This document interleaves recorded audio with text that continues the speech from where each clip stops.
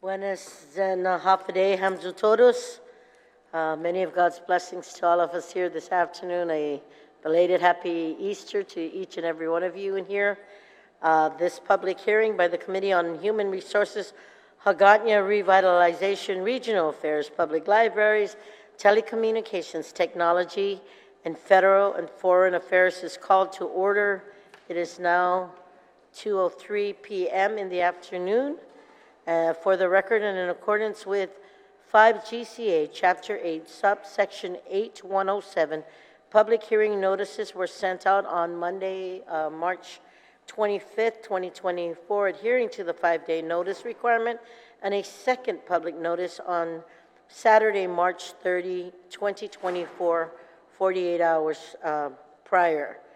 In addition, folks, this hearing was noticed on the legislature's website at www.guamlegislature.com, the Government of Guam's public notice website, and through a TV advertisement on PBS Guam. Written testimony, ladies and gentlemen, may be submitted by emailing Senator Munya Barnes at guamlegislature.org, or you may hand deliver it to our office at Suite 411, 134 West Soledad Avenue, Hagåtña, Guam 96910. We do have 2 items on the agenda. The first one will be the reappointment of Rosemary A. Clement to serve as a member of the Guam the reappointment to the Guam Educational Telecommunications Corporation, KGTF/PBS, Board of Trustees, and then we will have Bill number 6-37 COR as substituted by the Committee on Human Resources, Hagåtña Revitalization, Regional Affairs, Public Libraries, Telecommunications, Technology, Federal and Foreign Affairs. This Bill 6-37 was authored by Senator William A. Parkinson, Senators Dwayne T.D. St. Nicholas, Tina Rose Munya Barnes, which is an act to add a new Article 26, Chapter 12 of Title 10, Guam Code annotated relative to ending discrimination in employment use of cannabis. Ladies and gentlemen, I'd like to introduce my colleagues who are here with me this afternoon. To my left, Senator Will Parkinson. Good afternoon. Thank you for joining us. And to my far left, I have Senator Tello Taitagui. Good afternoon. Before we proceed with the discussion, I would first like to provide some general rules of conduct for all who are in attendance. The conduct of this hearing shall be as follows. Those testifying will be recognized in the order of the sign-up sheet on who signed up on the sign-in sheet. Written testimony may be read and submitted to the committee. Please provide our legislative staff, which is to your right, my left, with your written testimonies for photocopying. Persons will be allowed to present oral testimony only once. Lengthy testimony should be summarized to at least 5 minutes. And once you are done, please remain in the room for any questions by my colleagues. Questions and testimonies shall be confined to the substance of the nature of the agenda. Personal inference as to the character or the motive of any senator or any individual testifying is not permitted, and any violations of this general rule of conduct will result in the removal from the hearing room. When you speak, I'd ask please to make sure that the microphone is on and that you speak into the microphone. Make sure that the red light is showing. Please state your name for the record and where you're from, and if you're in support or not in support. To those who do not follow these rules of engagement will be removed from the public hearing room. So as we get started, opening the first item on the agenda is Rosemary Clement. As a member of the Guam Educational Telecommunications Corporation, KGTF PBS Board of Directors. And before we hear testimony and from the nominee herself, I would like to thank Ms. Clement for accepting the governor's nomination to serve on the PBS Guam's Board of Trustees. And again, I will note it's a reappointment to the board. At the heart of public television is education, and I can't think of a person more qualified to guide PBS Guam than someone who's dedicated her professional life to educating Guam's children. She just noted to me before the hearing that she had my employee as one of her students in elementary schools. You've been in quite a long time, Ms. Clement.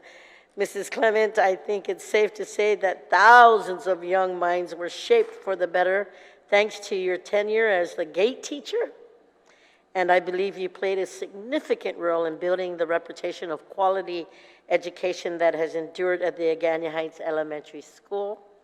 Our gifted and talented students in the Department of Education represent the promise of a bright future for our island, and our community has been tremendously lucky that you were so dedicated to unlocking the potential of Guam's next generation of mentors and leaders. I want to thank you for all your years of piquing their curiosity, sharpening their talents, and expanding their world views. And at this time, I will now recognize those in order according to the sign-in sheet, so that when I call your name, please have a seat at the table, state your name for the record, and then you may begin your testimony. Also joining me, ladies and gentlemen, is Senator Joanne Brown. Thank you so very much. And I do have several names. I also want to introduce the director of PBS, Ms. Ina Cruz Carrillo. Thank you very much for being here with us this afternoon. And I understand the chairman of the board is here, Mr. Terrence Brooks. Good afternoon. Thank you. So I do have Ms. Clement, but I'll have her sit, and she'll be the last one to speak. You can join us on the panel. Ms. Clement? Yeah. And then here to testify on her behalf, I have Ina Carrillo and Mr. Donovan Brooks. Ina Carrillo, who is the director, and then Donovan Brooks is the chairman.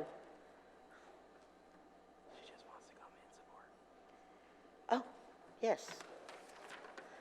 And I understand that Mayor Flor Herrero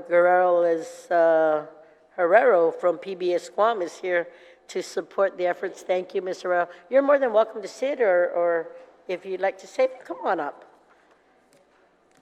And we'll go ahead and start. Ina, you can yield to the chair, or you can start, because we start with women first, so please start. Okay, thank you, Vice Speaker. Hafa Vice Speaker Munya Barnes. Hafa Vice Speaker Munya Barnes. Honorable Senators Parkinson, Brown, Taitigui, and all of you in attendance. I'd like to thank you all for allowing me to speak this morning in favor of the confirmation of Ms. Rosemary Clement, a member of the PBS Board of Trustees. My name is Ina Carrillo. I currently serve as the General Manager of PBS Guam and work alongside Mrs. Clement and the rest of the board to make improvements to continue to deliver high-quality educational television free for our residents of Guam. As a long-standing member of the PBS Guam board, Rosemary Clement has been an invaluable asset to our organization. With a rich background in education spanning decades and continents, Rosemary brings a wealth of knowledge and experience to our table. Her journey as a lifelong educator from beginnings in New York to teaching in Guam since the 1980s amplifies her dedication to fostering learning and growing in diverse communities. This perfectly aligns with the mission and commitment of PBS Guam. Her tenure with the Guam Department of Education and later with the Guam Community College underscores her commitment in education to all levels, including adult education. Rosemary's passion for teaching extends beyond traditional classrooms, as evidenced by her dedication to tutoring English to Japanese students until recently. Her willingness to go above and beyond to support language education highlights her belief in the power of communication and cross-cultural understanding. With PBS Guam, Rosemary's contribution as a board member have been instrumental into shaping and refining policies that align with our mission. Her insights and guidance have helped steer our agency in the right direction, ensuring that we continue to serve our community, and most especially the underserved, with excellence and relevance. With her existing experience and unwavering dedication, Rosemary Clement epitomizes the value and vision of PBS Guam. Her commitment to education, her advocacy to language learning, and her leadership on our board makes her a true asset to our organization. We are grateful for her ongoing support and contributions as we work together to fulfill our mission of informing, inspiring, and enriching our community through public media. In closing, honorable senators, I ask you for your continued support of PBS and ask you to confirm Ms. Rosemary Clement as we continue to provide, enhance, and modernize PBS from its humble beginnings. Thank you. You're very welcome, Director Ana Carrillo. Mr. Chairman?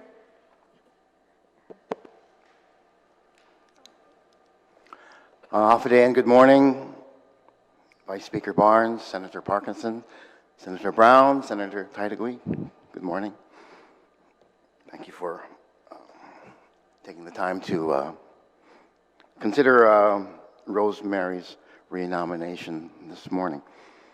I have served with Rosemary for more than 11 years, alongside her on the PBS board.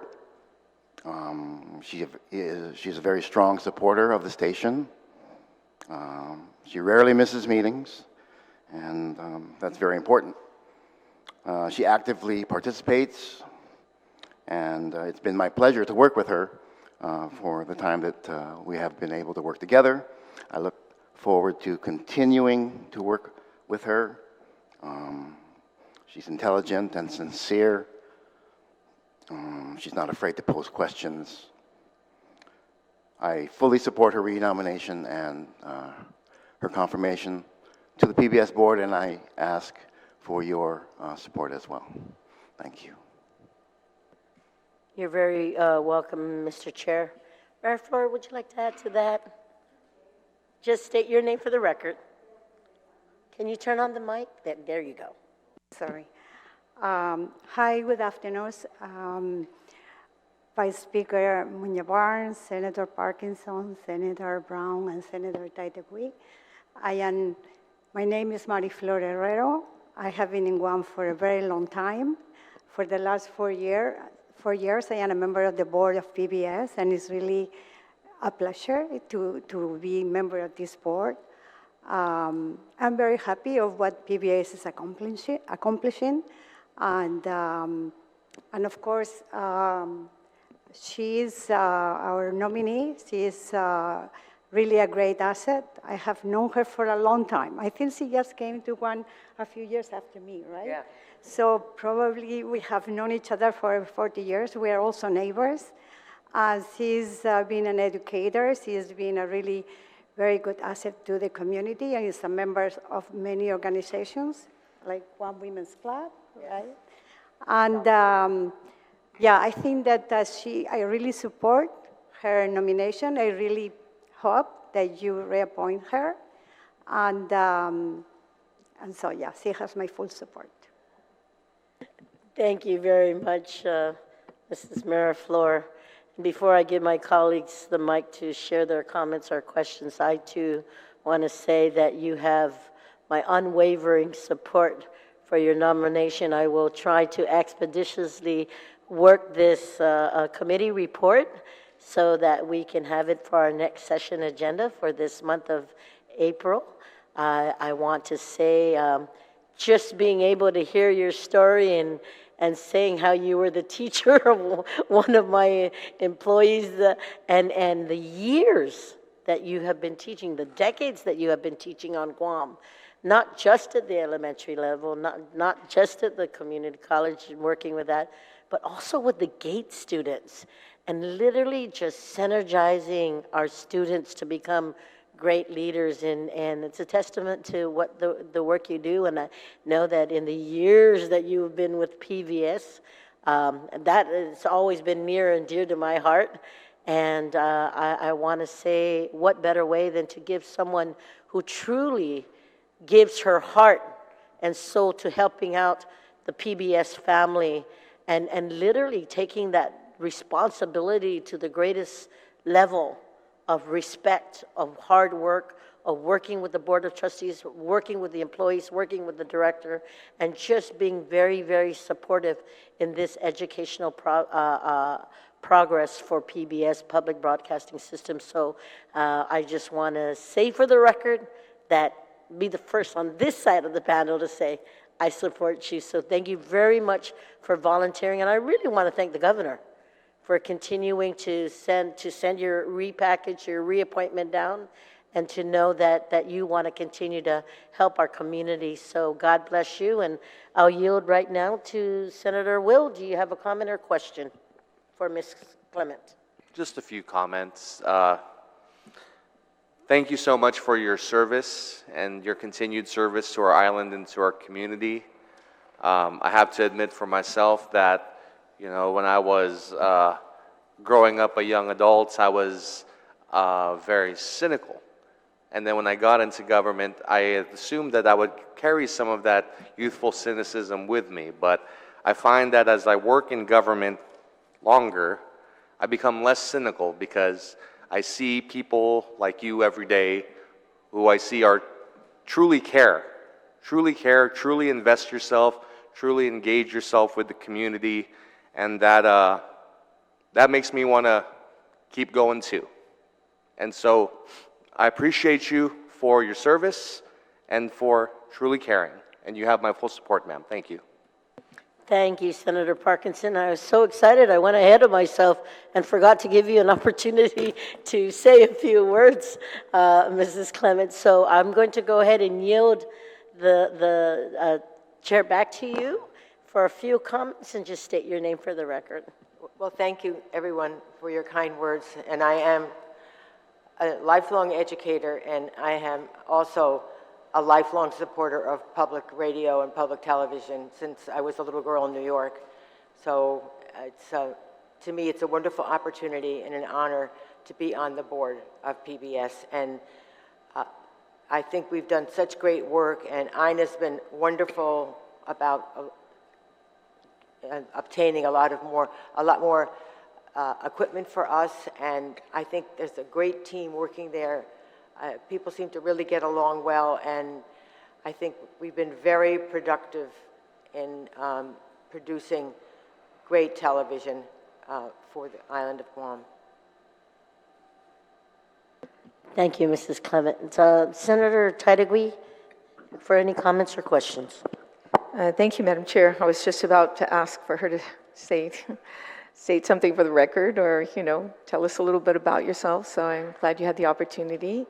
Yeah, and I mean, you did already, I'm from New York, and... yeah, go ahead. Yeah, Okay. And I went to girls' school for high school and St. Mary's College in South Bend, Indiana by Notre Dame, and then I got I traveled in Europe for a while, and then I came back to New York and got my master's in education in New York. And then after I married my husband, Michael, he worked for the United Seaman Service that had a Seamen's Club in Guam.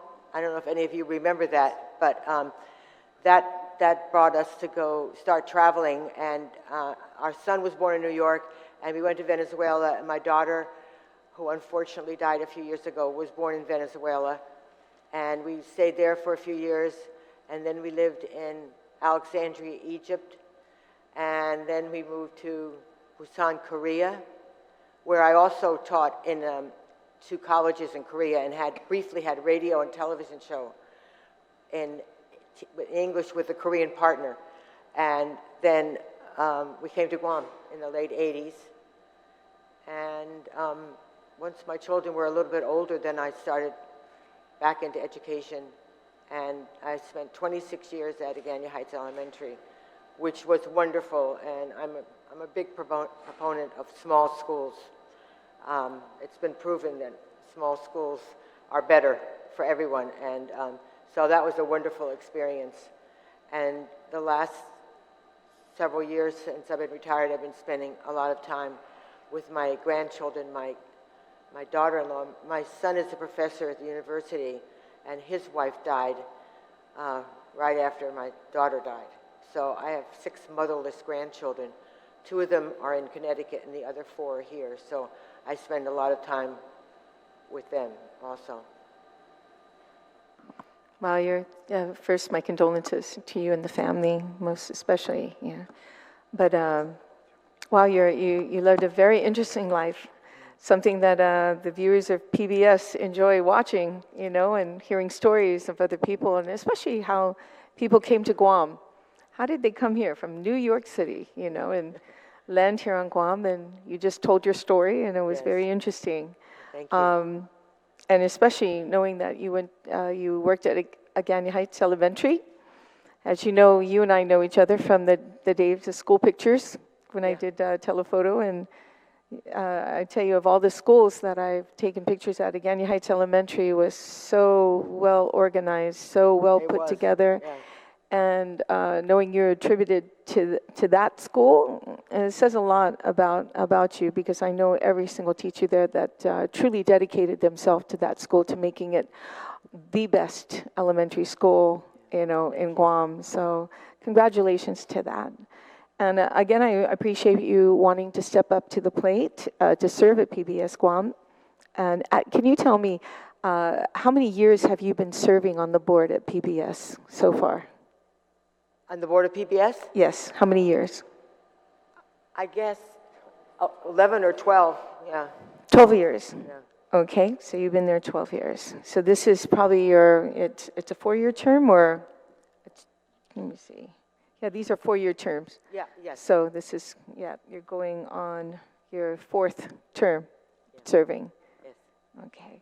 Well, I always tell people who've served longer than three terms, or even served longer than 4 terms, to ensure that all your institutional knowledge is passed on to the next generation, especially with your insight and sitting on this board and everything you've learned as a board member, that the next generation, please pass on that institutional knowledge, your experience, to allow the next generation to smoothly transition into keeping PBS up and running and about. So I appreciate you doing that, if you can, as you move forward. So that being said, you were definitely around in PBS in 2022.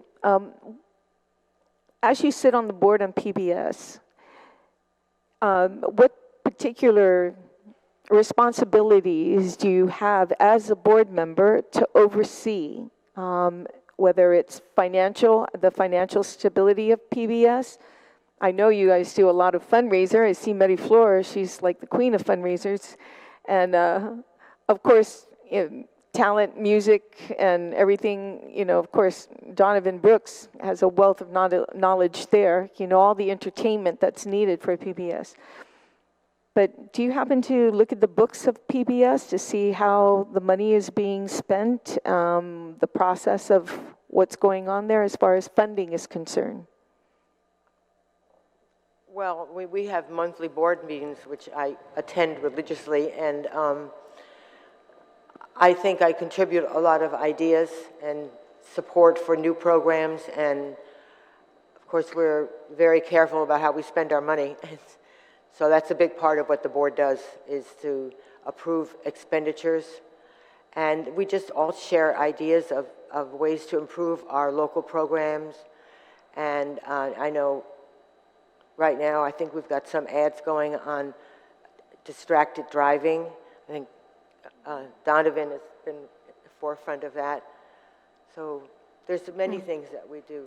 Rosemary, are you familiar? And there was an audit that was conducted for PBS Guam a while back, where about $554,000, according to the public auditor, was mismanaged, or the report came out that the funding was not properly or documented, on your federal funding. It's all federal funding. It's my understanding that that was cleared up. I mean, I think I Okay, know more than so I you know. are aware of that? I think, yes, I know, because I think we got, Yeah. sorry, I think we got quite a large grant from after the COVID, and so I think that's where we got a lot of money, and that money was spent on very sophisticated equipment for the studio. So you are familiar with that scenario, because there was a comment by the then director said, to comply, PBS Guam has plans on establishing new procedures to identify federal awards requirements. Has that been done? Do you know of? Did you follow through with that? I'm not exactly sure. Maybe, can you help me? I'm not sure. Yeah. Yes, please. Please, go ahead. Sure. So I think those fundings that you're referring to are from grant funds that we received from education stabilization funds. And so we received, I would say, we received about 1.3. 3. I think it was 1.1 or 1. Yeah, about Yeah. a little bit over $1 million. Yeah. And so in the way in which we received the ESF funds was through the Guam State Clearinghouse. So there was an MOU from the U.S. Department of Education with the Guam State Clearinghouse. And then there was, we are subgrantees, so there was another MOU between PBS Guam and the State Clearinghouse. So we didn't receive the money directly from the Guam U.S. Department of Education. So the MOU that we did receive from the State Clearinghouse, we followed the MOU to a T. The MOU states that we would bill, we would bill the clearinghouse for all the items on the MOU, and then they would reimburse, or they would pay the invoices, and that's how we did it. So the auditors, public auditor found that with the U.S. Department of Education, there was, I guess there was a discrepancy in the way it was billed, or it was a procedural error in the way it was billed, but we at PBS, and my board is aware, we followed the local MOU. So I didn't have the MOU between the State Clearinghouse and the U.S. Department of Education. I was just a subgrantee, so we followed the local procedure. But according to the OPA's office, it was about documentation more than anything to document your spending of the funding, regardless if it's an MOU. But according to... We did. We had, and of course, Okay. So what does it mean by, you said that you will continue... it was you will supporting put something- documents. Well, we right. needed to, You're going to establish a new procedure. we established, PBS being small agency, it was, the auditors wanted to have more chain of command. Unfortunately, we have 9 or 10 GovGuam employees, of which 3 of them are supervisors. So when they receive an invoice, they want the supervisor to review, and then it go to accounting, then the supervisor review, then it go to accounting manager, then it come to me. We don't have enough employees for that unless I have like a random production supervisor approve a financial document.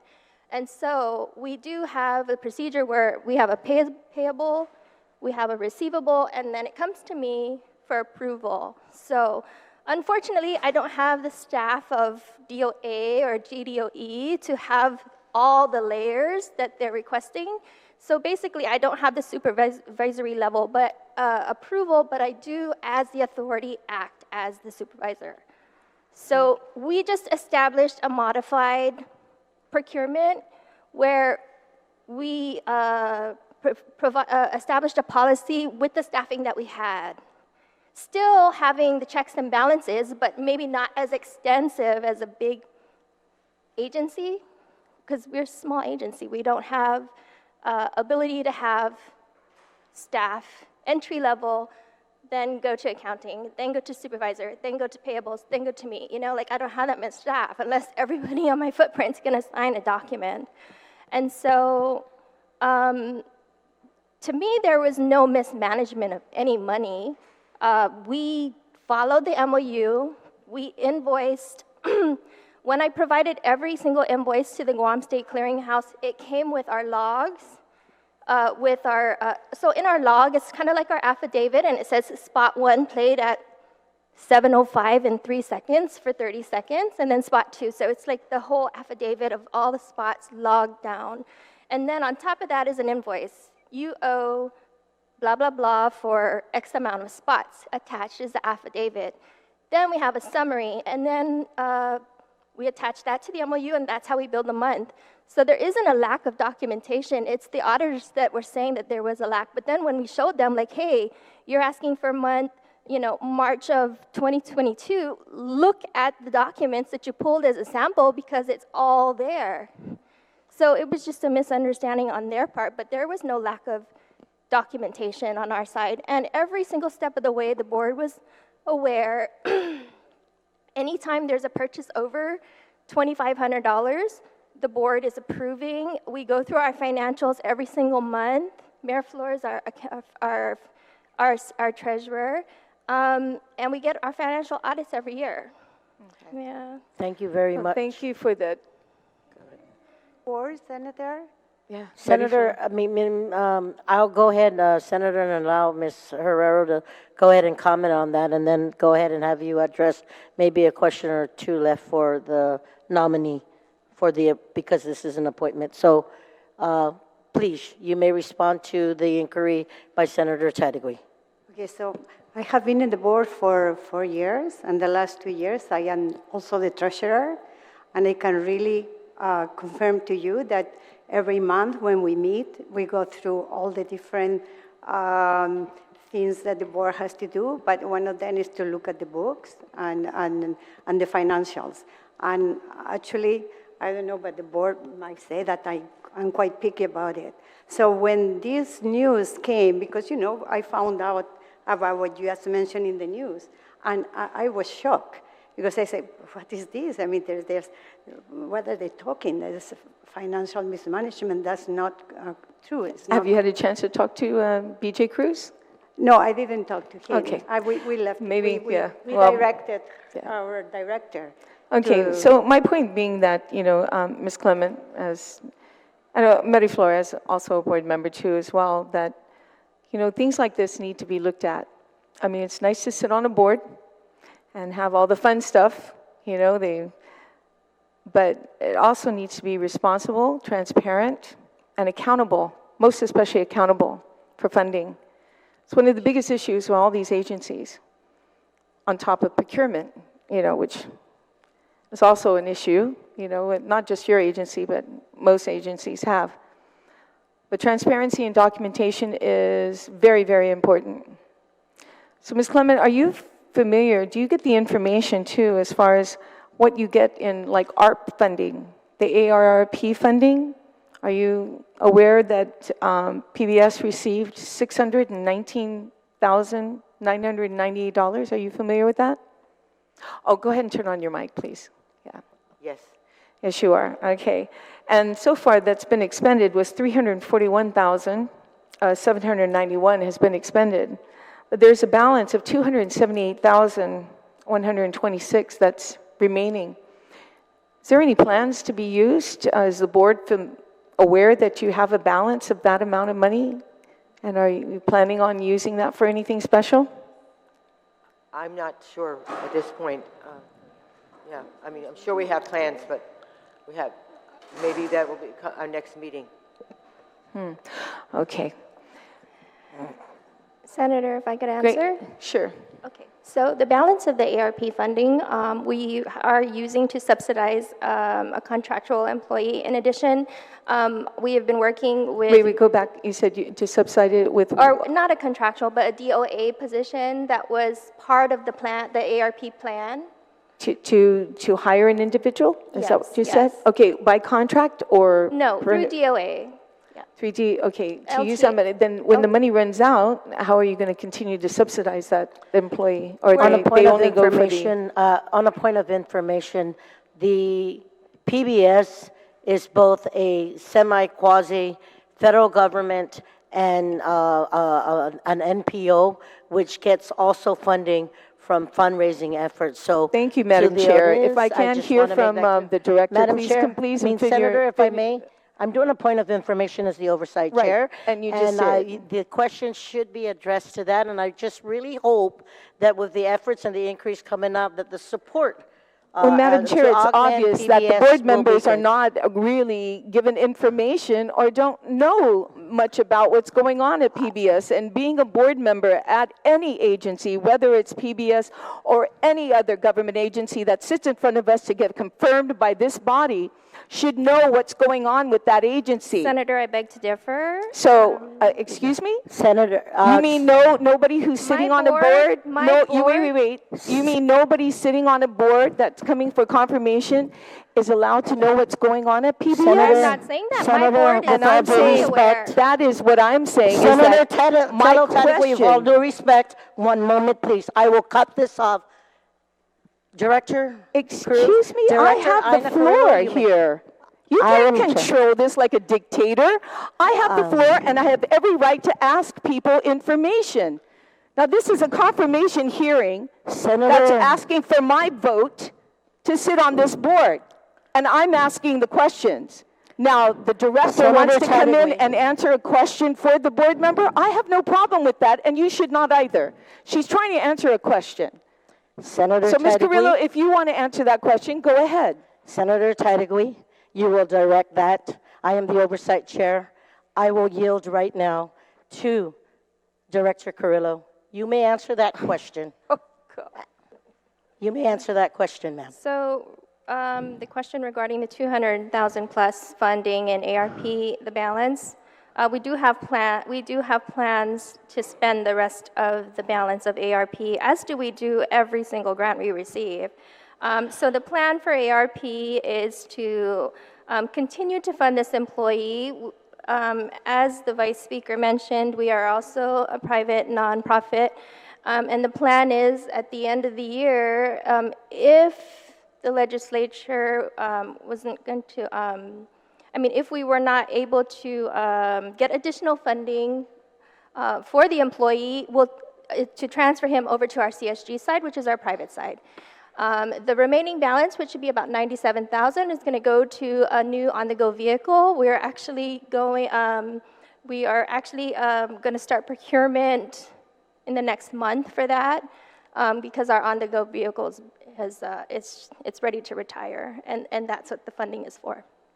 Thank you. Director Ina. Well, thank you, for answering that question. So, lastly, Ms. Clement, I ask that you really see what's going on financially with PBS, stay on top of what's the financial part. I know Mary Flores is the treasurer.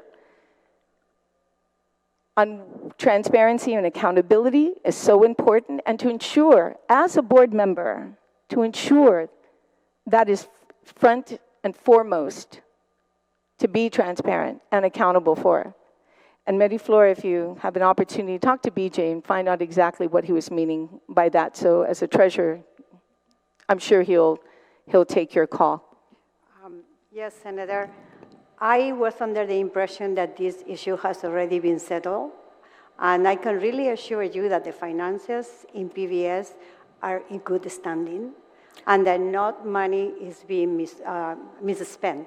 That's good to hear. That's very good to hear. And I really appreciate Ms. Ina Carrillo because she is very good. And she has been able to surround herself with a very good team, very productive, and also she is very good at getting funds from the federal government. And we get a lot of grants. And that's why the station is doing so good. I mean, when I joined the station, I believe that the net worth was about maybe 3-4 million, and right now it's about 10 million. So, I mean, and if you look at everything that PBS is doing, is just fantastic, especially the PBS University.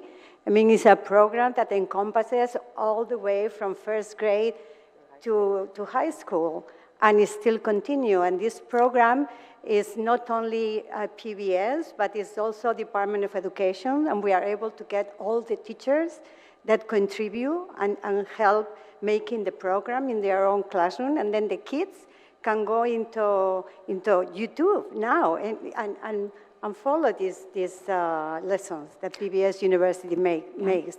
So, you know, I have been a member of the board of the University of Guam before. I was there for 8 years, and I really enjoy being there. And of course, University of Guam is a big organization, but my 4 years at PBS, I can really say that I really enjoy it even more. We are smaller, but we are accomplishing much more. I mean, in scale, right? I mean, you look at it from the point of view of scale, but I really think that my contribution to PBS is really, I mean, I really enjoy it. And I think that we are doing, the board and PBS and Ina and her team is doing a very good job. Well, thank you, Meta Flor, and thank you also for stepping up to the plate and serving on PBS. But Rosemary, it was, you know, your confirmation hearing and wanting to hear the things that you do at PBS and wanting to know what, I mean, you've been there longer than 11 years. So I wanted to see what your thoughts were and if you knew some information that was going on, if you understood the transparency about accounting or what had happened. So that's basically my perspective. I have no doubt that you're a very qualified individual, you know, and that you have the institutional knowledge and the background to sit in this position. But that's one thing. Another thing is to do some of the stuff that especially musicians don't like to do, and that's math and, you know, anything with accounting, you know. But it's so important to know that when you're sitting on a board, if you see any shenanigans or anything like that, you would not turn a blind eye. No, absolutely not. And that's what I want to know. It's been very transparent, and we go over the financial report, and people question it, and I always feel that Ina and our administrator, Lorraine, explain things to us, and I totally trust them. Okay. Well, thank you again for your willingness to serve on this board, continuing to serve on this board, and ask that again, you remember the next generation to pass on your institutional knowledge to the next generation. Thank you. Before I ask Senator Brown to share her comments or questions, I'd like to acknowledge the presence of Senator Roy Kanata. Thank you so very much for being here this afternoon. Senator Brown, you are recognized for your comments or question. Thank you very much, Madam Chair, and welcome to all of you this afternoon for being here to provide testimony and certainly support Ms. Clement's reconfirmation to the PBS board. I did want to ask you, since you've been there a number of years and you've seen the improvements that are currently occurring, what do you see in this next term coming up if you're reconfirmed once again? What would you like to improve or add on from what you've already had the opportunity? Sorry, our big project is to start total renovation of the building, and it's a very big project, and I think that's where we're all very much in support of it, and it's starting soon, right? Hopefully. Yeah. So I think that's what we're all really interested in, and we're all contributing our ideas and input. And I know the money's being watched very carefully because it's a very expensive project. So I think that's, you know, I mean, we continue to look for new programming and relevant programming for the island. And we also have been trying to get with PBS Passport in the States, which I have been fortunate to be a member of, because one summer when I was in New York years ago, I heard this advertisement and I joined, and we have been trying for quite a long time, especially our engineer, John Munya, to get access for people in Guam, because that is a really fabulous thing if you can get on Passport. So that's one thing we've been working on, and I've certainly been pushing for it. It's very inexpensive. I mean, I think I paid $50 and it's like $5 a month and to have unbelievable foreign films and a lot of critical environmental things and things about Native Americans. And anyway, it's wonderful. So that's one thing I've always been interested in. And I know that John Munya, our engineer, has been working on it. But I think our biggest thing right now is to talk about is getting the building started. Because we need to have that building is very, very old. And now we have a lot of really nice equipment in it, but the building itself is in disrepair. And I think we're spending a lot of money just keeping things going and, you know, air conditioners breaking and all that sort of thing. So I think that's what we're really working on now. So are you looking at building a new building or renovating the existing building? What is the plan? I'm sorry? Are you looking at renovating the existing building, or are you building a new building? There's a contract. I mean, Ina could explain more about the project, but I think we already have some plans, which we've all seen, and I think, I'm not sure, we don't have a contractor yet. Yeah. So it's very complicated. Yeah, building construction is sometimes.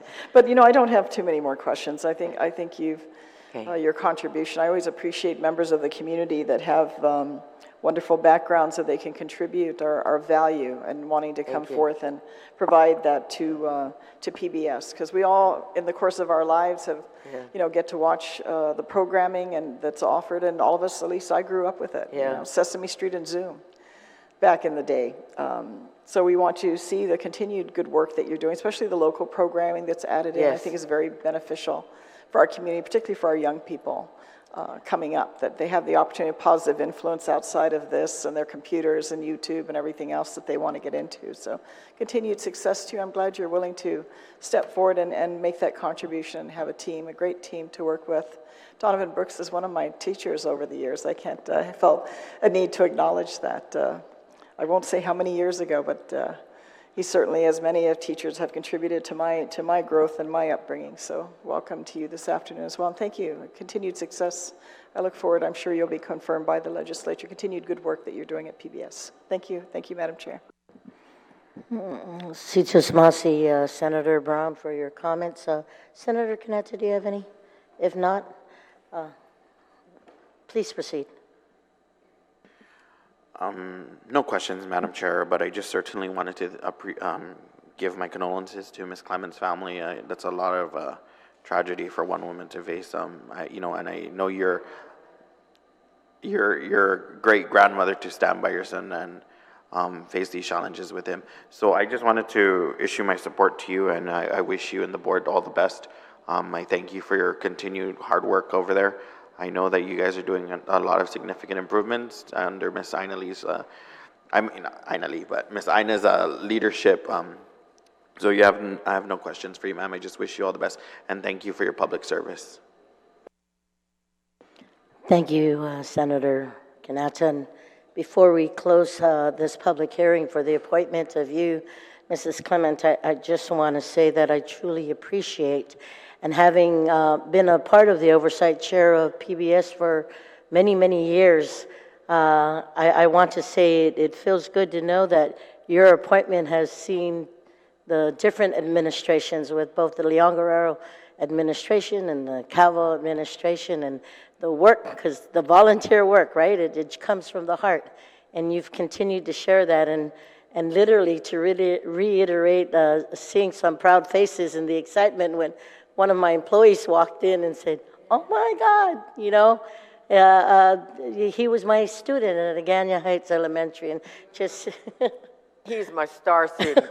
he was your star student, and I just want to say, just knowing that PBS has been in the homes of almost all our children here on Guam. I want to say that the work that you guys do is amazing, but even more so that the volunteer support, working with the board of directors, or trustees, working with the PBS family is really near and dear to my heart, and I want to continue to support those efforts for you. And I'm just hoping that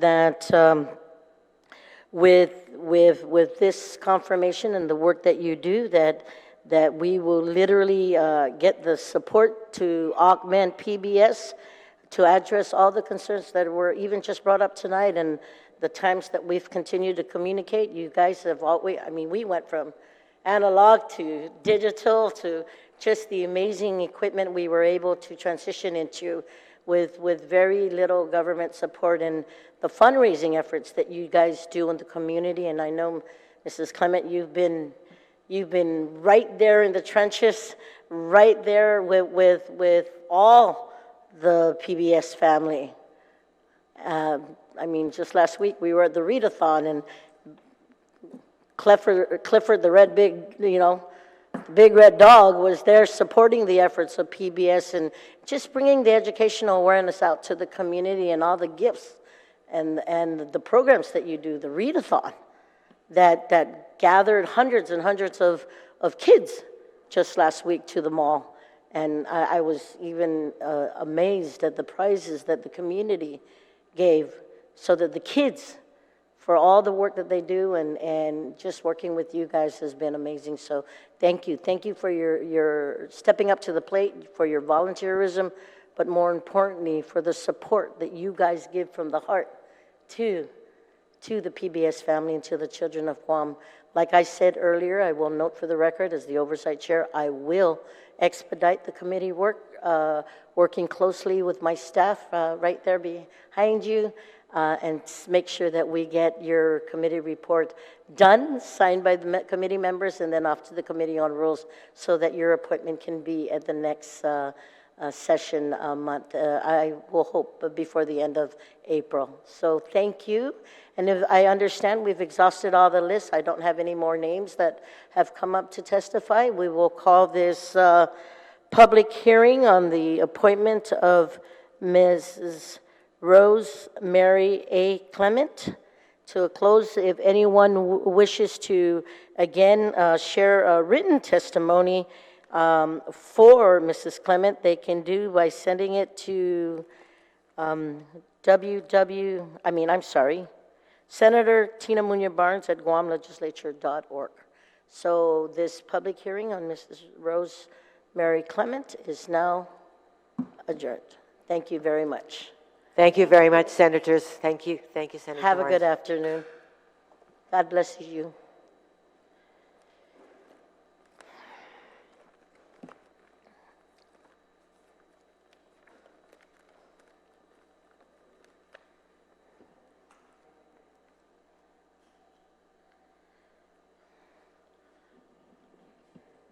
Thank you.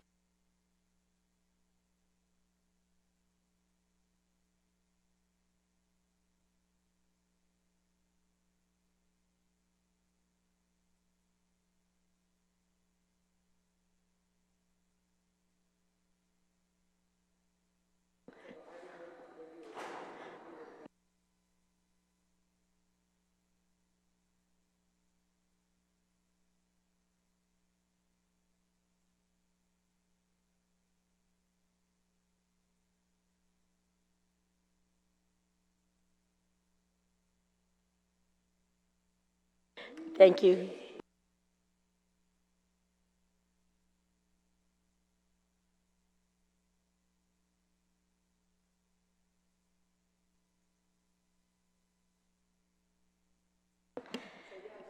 Colleagues and ladies and gentlemen,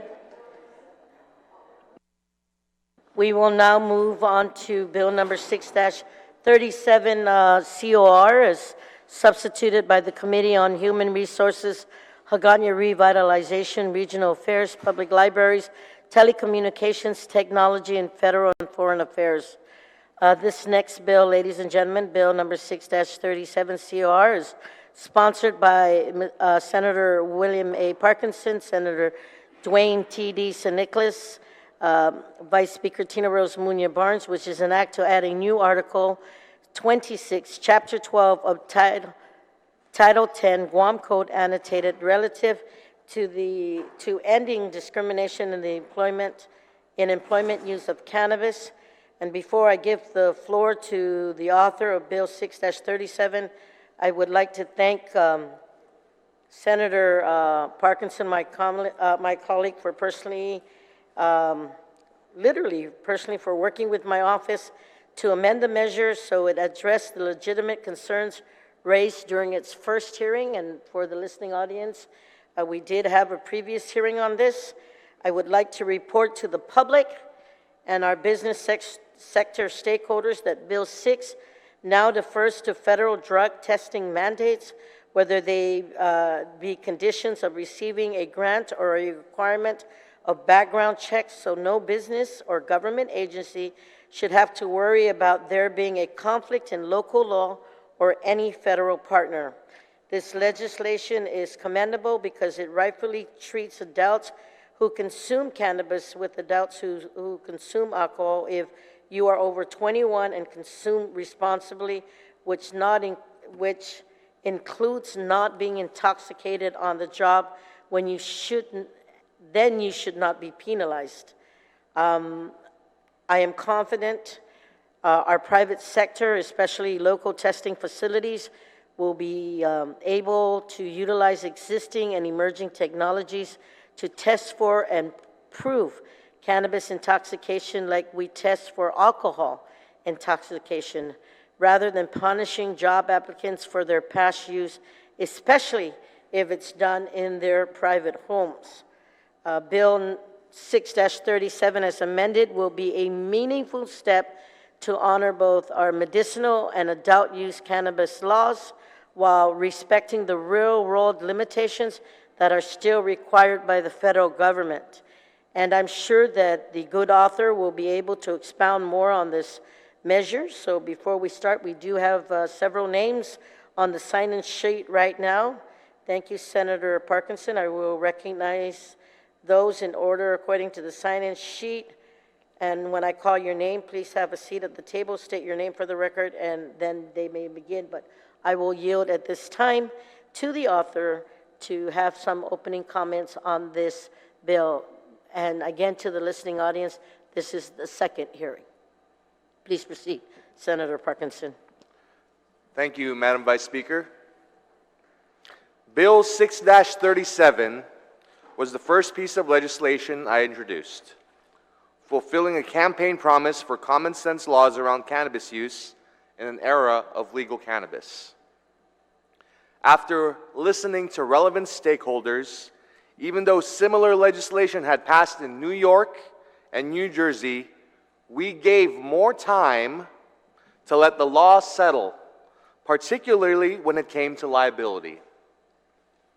Over a year later, I have introduced a substitute version of the bill modeled after California's AB-2188, which, like our bill, seeks to protect the rights of employees engaging in the legal use of cannabis outside their work hours.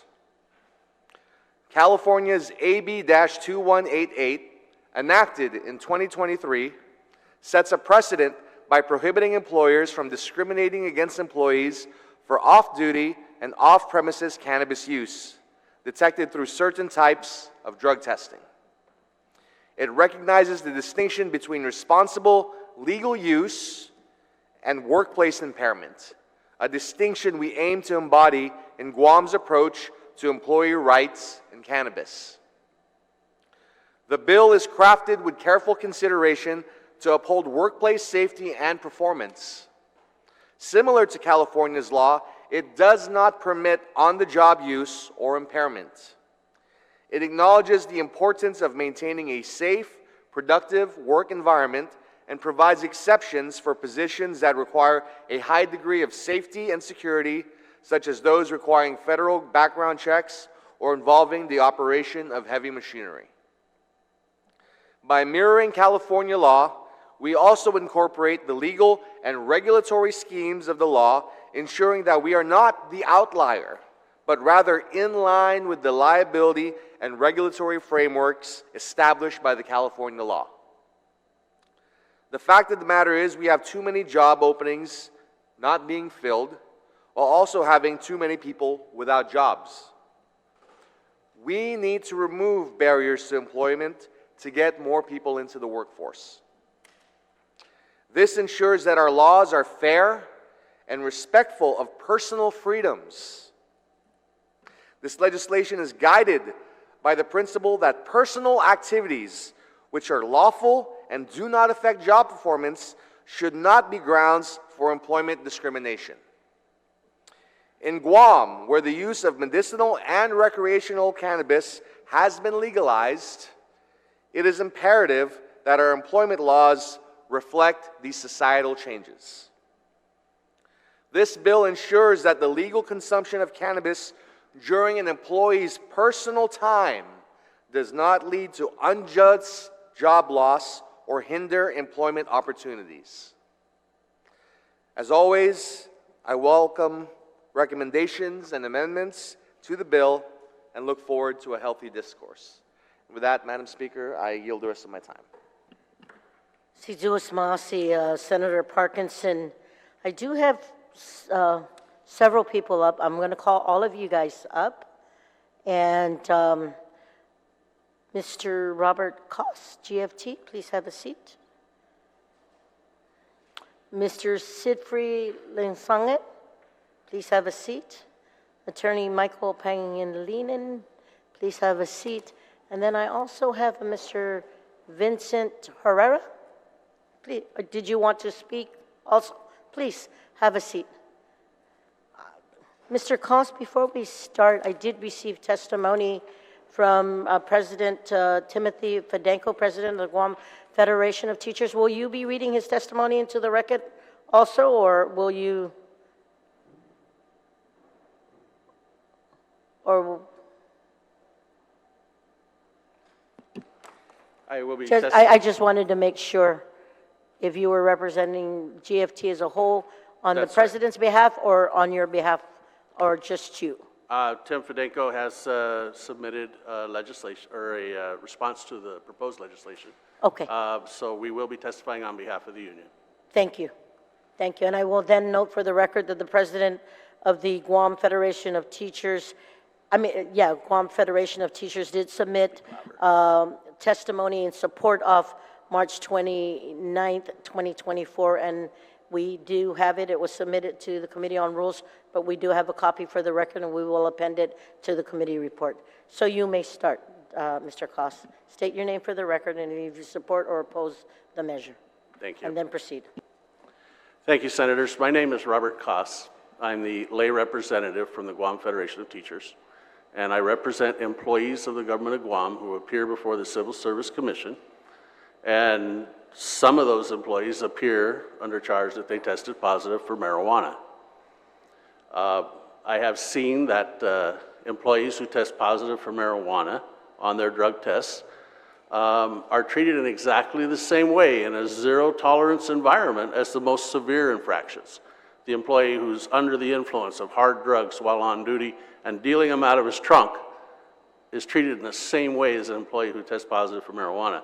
Senator, what you said when you introduced this bill, GFT is fully in support of those words. So I was excited when Senator Barnes offered me the opportunity to come here and testify, because I have seen the injustice day after day when I go to CSC. Here, somebody could have a beer 3 weeks ago and not fear to lose their job, but smoke on a marijuana cigarette 3 weeks ago at home, and you lose your job. Not just lose your job, good luck ever getting another in the government of Guam, because you seem to get blackballed or blacklisted for that. It to me, is something that I fight often, and I was so happy to see the legislature introduce legislation that would address this problem. You made it legal, but it's not legal. It'll cost you your job. So I looked at the legislation, and I thought, oh my gosh, you know, this doesn't seem to accomplish what it set out to do. And I'm surprised to hear it came from California and that they introduced it, because what I'm seeing is legislation that protects CBD, but not THC. And with that, we introduced new legislation that we thought would accomplish what your legislation put forward, but it would also take care of the problem as a whole. And so we put forward that, and you can read the testimony. I'm sorry I forgot my reading glasses, but basically, it's the medical review officer who decides who's positive and who's not positive. I don't think they're going to change the test. I don't think we can not test for something. The test seems to be very scientifically established and very complex. So complex, we don't do it on Guam. We send it to a special lab in Hawaii. Okay, so I don't think that's going to change just because legislation here proposes a test that doesn't test for marijuana. They're going to test for marijuana. But the medical review officer makes the determination whether or not those test results are positive for the illicit use of drugs. It comes down to the medical review officer. He's the one that makes that determination. So what we proposed in a law that would prohibit an MRO, medical review officer, from making a determination that a drug test is positive for the legal substance of marijuana, should that data appear on a report for an employee. And so, we proposed that, let's see if I can read it without my glasses here. For the purpose of drug screening in the territory of Guam, the presence of cannabis metabolites, I'm sorry, without my glasses, I'm really struggling. You have it written there, but shall not be used to determine a positive drug test. We further went on to define what an employer is, but maybe, oh, you are an angel. Give that man a raise. Okay. For the purpose of drug screening in the territory of Guam, the presence of cannabis metabolites shall not be considered an illicit substance for justification of a positive drug test. No employer shall rely on the presence of cannabis metabolites in a drug screening result for any employment-related decision affecting the existing employee or an applicant. Now, that covers your CBD that you were, I believe, is what we intended to do here today, and I'm sorry if I deviated from that. But I think it covers your CBD as well as the THC. And so I think that would be very, very fair. We legalized marijuana. Why should we go on to penalize employees who may use it? Of course, we're not going to use it at work. We're not going to use alcohol at work. We continue to condemn that kind of behavior, and certainly will never come here and tell you that's okay. But if we're going to legalize it, let's legalize it, and let's do it right. So it's the word that you used here was the non-psychoactive metabolites in cannabis. I had to look that up. That's your CBD, and that's what you're preventing here. But it doesn't make you able to use cannabis because you will test for more than just non-psychoactive metabolites. Okay, so you're going to test for THC as well, and it's not going to be covered. That being said, I think what really remains up for debate is whether or not we impose these restrictions on the private sector. We know that many of the private sector contractors are engaged with the federal government, and they have certain mandates. Now, I know the government of Guam may not be aware, but we're required to have drug testing. We're required to have a drug-free workplace policy. But the feds don't tell us what that policy is. We decide. And it's perfectly okay for us to legalize marijuana and decide that that is no longer an illicit substance for drug testing on Guam. It'll remain illegal at the federal level until they do something about it. But for drug testing purposes, we can disregard it. And so with that, I would ask that you take a look at the legislation language that we proposed and consider that. Thank you. You're very welcome, Mr. Claus. Mr. Linsangan? Thank you, Vice Speaker. My name is Sedfree Linsangan. Good afternoon to all the senators here, and thank you for this great opportunity, Vice Speaker. Yeah, first of all, it's like what my colleagues here on my left said, let's do it right. Yes, let's do it right. It's wrong in the first place because it was voted by 8 people, 8 senators. It only won by 1 vote. But in the U.S., it was voted by the people. Senator Parkinson, you indicated so many times California law. Are you aware that in California, it was voted by the Californians, by the people in the US, in the California? They only won by 9%. Now you're telling me to follow the California law when it's not voted by the people of Guam? And look at the damaging consequences. After the legalization of marijuana, we have so many car accidents, so many hit and run. Then we also have tourists being shot by 21-year-old because due to the drugs. We have increase of fights in the school.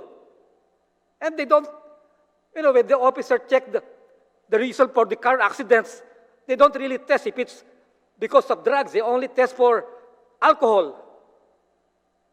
That's why we need, the right thing to do is put this marijuana into this next election, put it into law voted by the people, put it into initiative or introduce a bill. Then you won't see me coming here rejecting any proposal by any senator regarding marijuana if it's supported by the people of Guam. That's the main problem.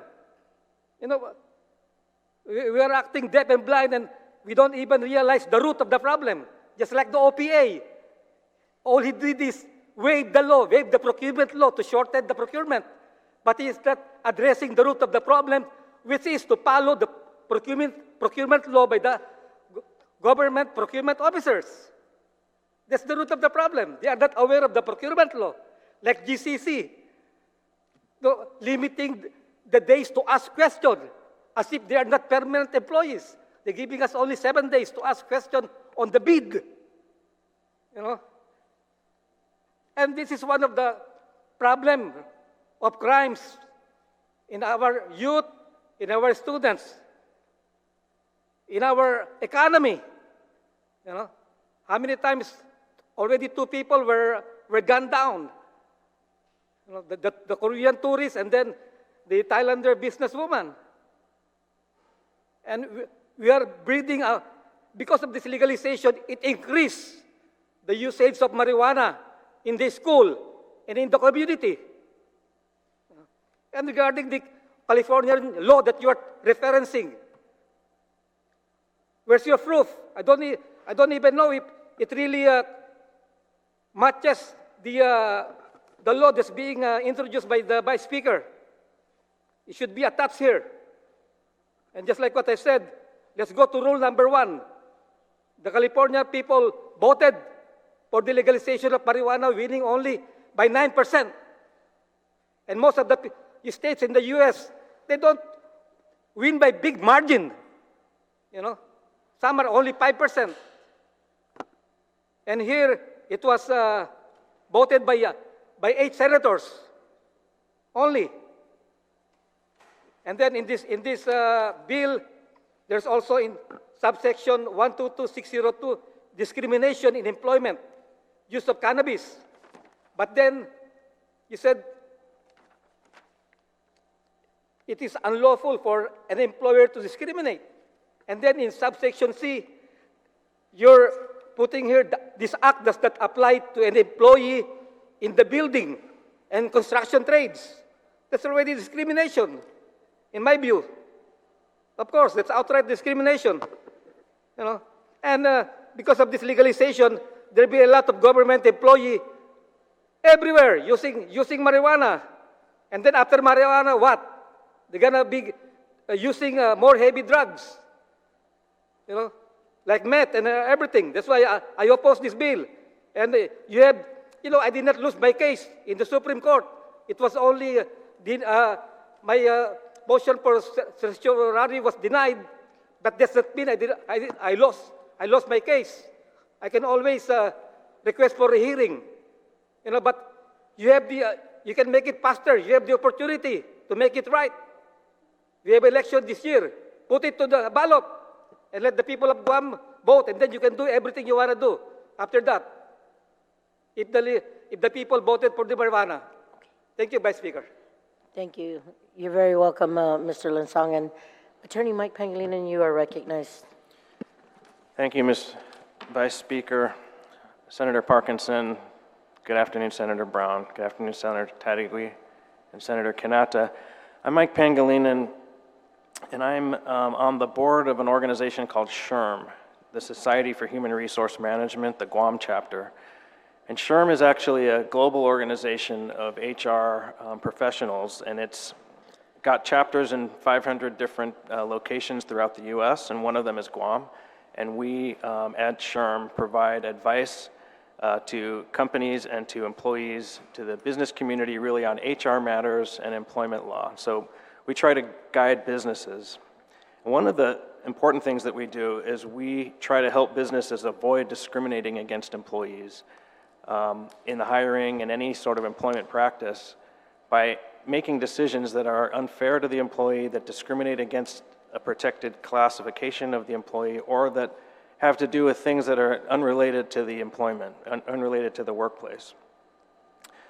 So I think that the intent of this bill, Bill 6-37, is in line with what we do at SHRM. We try to prevent discriminations. The intent is actually something that we would support, because if you identify a criteria or a characteristic or a quality that an employee has or an activity the employee engages in that has nothing to do with their employment, then you really shouldn't take action on that basis. And that, and passing a law that protects that freedom is actually something that I think is something that's important to do. There have been recent laws passed by Congress that recently protect workers more, that add protections to workers to protect them from discrimination. I'm talking about just last year, Congress passed 2 laws that protected pregnant workers or workers that breastfeed, that protect them from discrimination, require reasonable accommodations. So laws are now, I think the more laws that we have that protect workers from discrimination, the better. Another important function that we serve at SHRM Guam is that we advise employers on how to manage their workplace to make it a safe work environment to avoid any dangers to their workers or to their customers or their patrons. So that's an important function that we also have to keep in mind at SHRM, and that we really intend to exercise to protect the workplace. And so when we look at this law, and I appreciate that this is now the second hearing, and I appreciate that you're taking the time to take suggestions and to make revisions that are recommended that make sense. Unfortunately, I wasn't aware of the first hearing, although I would like to have been there. I appreciate the opportunity to give my thoughts on the law. And I think what my perspective is, I think, different from the prior 2 speakers, in that I'm not necessarily, because I really don't have a background in the science, so I don't really know from a scientific standpoint whether, the distinction between non-psychoactive cannabis and regular cannabis, but I'm really kind of looking at the implementation. I think if this law passes, or if some version of this law passes, it's going to end up being my job as part of the SHRM team to explain it to the employers on Guam, to help guide them and give them training, because we do that at SHRM. We offer monthly training. Anytime a new law comes out, we'll do a workshop and explain it to the businesses on Guam. We have 200 members in Guam, and we provide a regular training to guide them on changes in the law. And I'm on the board, and I'm the Vice President of Legislative Affairs, which means that my main role is to update businesses on changes in the law. So if the law passes, I'm going to end up having to explain this and help employers comply with it, avoid violating it, and make sure that they're not discriminating against employees. So I think that what I wanted to just suggest is that I think that, first of all, the law says that employers are prohibited from discriminating against an employee on the basis of the person's use of cannabis off the job away from the workplace.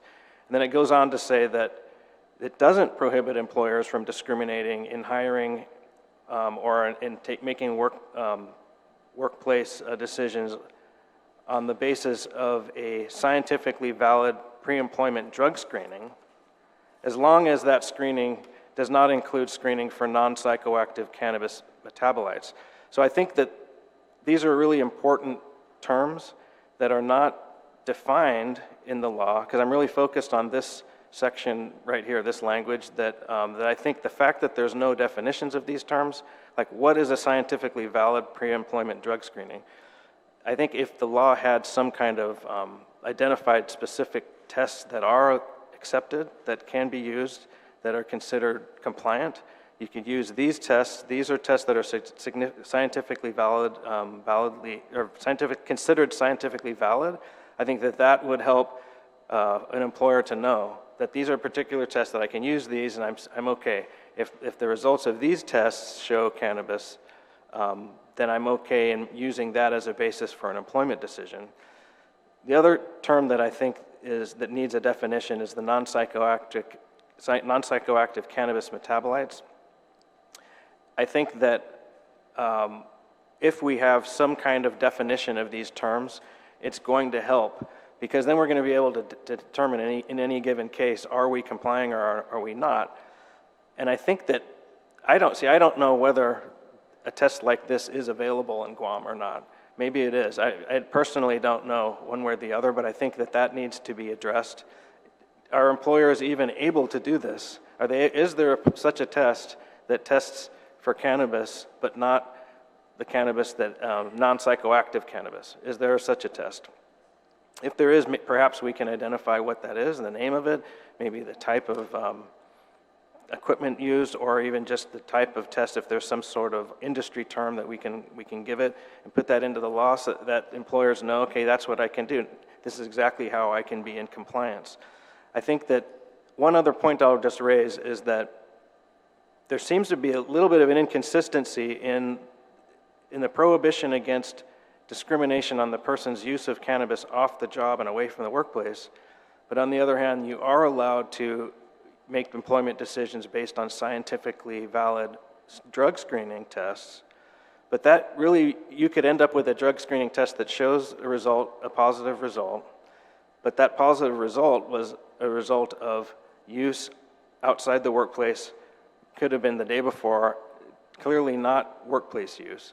So I think the intent is to kind of make it still consistent, so you can, even though you're not supposed to discriminate on the basis of non-workplace use, you still can make decisions based on a scientifically proven test. And so I think that it's kind of hard to explain, but I think that the inconsistency in the wording may just lead, because my day job is I'm a lawyer, right? So I can imagine there being challenges. And I think the best statutes are the ones that have the least, leave the least room for interpretation, so that you don't have so much disagreement. Because I can just imagine anytime you have a positive result, I can see that the employee's position is going to be, well, yeah, but that was off workplace, that was away from the job site, has nothing, I didn't even use it at work, so you're now violating this sentence of the law that says you can't do this. And even if the intent of the law is to not have a conflict there, I think there could be a way to word it so that it can show that the drug screening can reveal a positive result, and even if the drug was used outside of the workplace, away from the job site, that still you're able to make a workplace decision on that basis. And again, I'm not, maybe there's a spectrum in terms of like CBD versus THC. I mean, I don't really know, I'm not here to really take a position on that. I'm just really trying to advocate for a really clearly worded law, so that whatever the result is, businesses can understand that they can comply. I appreciate the fact that you carved out some federal exceptions, because I think that's important to do. But I think the next step is just to make it tightly worded so that you don't have so much room for interpretation of what's scientific, what's not, what's non-psychoactive, what's not. And so I think on that basis, a little bit more needs to be done. I would suggest that, maybe you could have a preamble to the law that leads into it, and that kind of gives you step-by-step process, your thinking process, the fact that you've looked at California, the fact that that's been an effective law, and that you've factored some of these things in, and that, if there's some scientific studies that have shown that that the use of non-psychoactive cannabis has no effect on workplace and is not a safety concern. Maybe you could mention that in the preamble. I mean, that's just a suggestion. But these things can help to make it less likely to be challenged and less likely to result in constant disputes every time every time the issue comes up. So thank you very much for the opportunity. Thank you, Attorney Pangilinan. And next on the sign-in sheet, we have Mr. Vincent Herrera. Yes, put for vote. Please proceed. Buenas and Hafaday, Vice Speaker, Senator Parkinson, Senator Brown, and Senator Taitigui. Thank you for having us here today. My name is Vincent Herrera. I've been an active cannabis advocate for the last, publicly active cannabis advocate for the last couple years. And I'm here just to make a couple statements in support of Bill number 6-37. I was also here for the first round. So in my advocacy journey for cannabis and to help remove the negative stigma that comes along with cannabis use, I've come across many veterans and many elderly. I myself am a military veteran, and with clinically diagnosed PTSD, depression, and anxiety. So just kind of speaking a little bit on behalf of other veterans who are in the workforce, but kind of are hesitant to use or do not use at all any cannabis that will help them with their sleep or their chronic pain.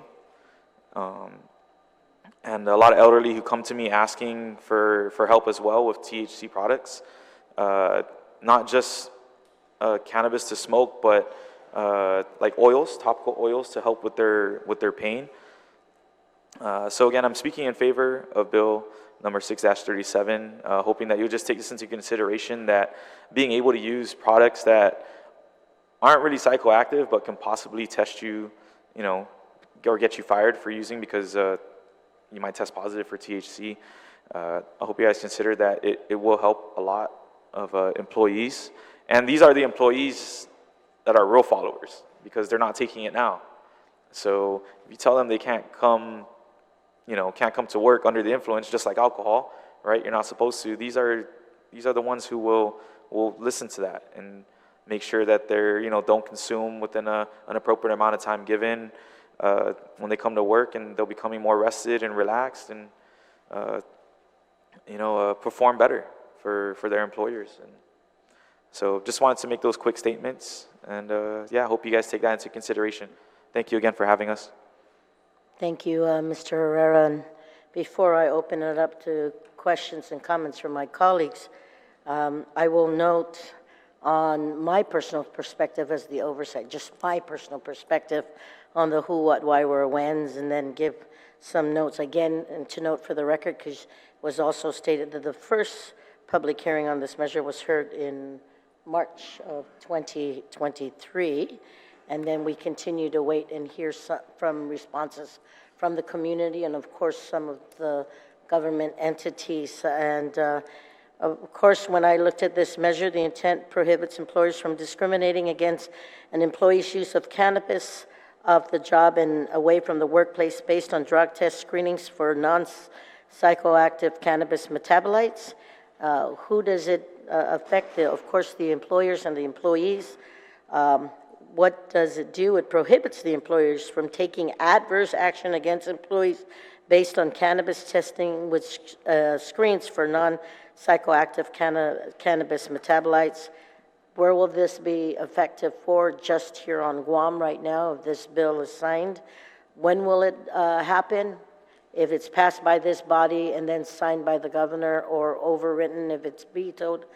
And why should this be done? At least for me, my perspective was to ensure cannabis screening is limited to impairment while on the job and not historical use of cannabis during an employee's private time.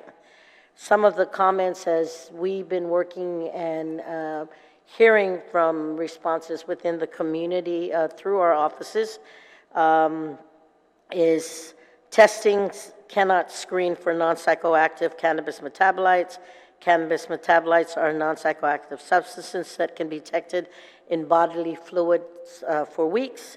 Employers can maintain a drug and alcohol-free workplace.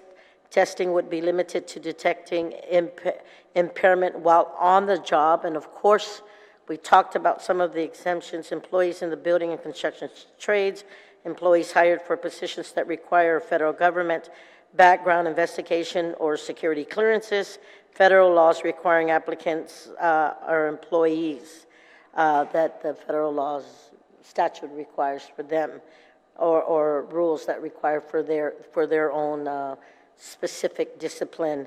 The substituted version, as noted, of the bill is modeled after California's Assembly Bill 2188, and that California bill was signed in 2022. And as noted by Mr. Herrera in my earlier comments, that this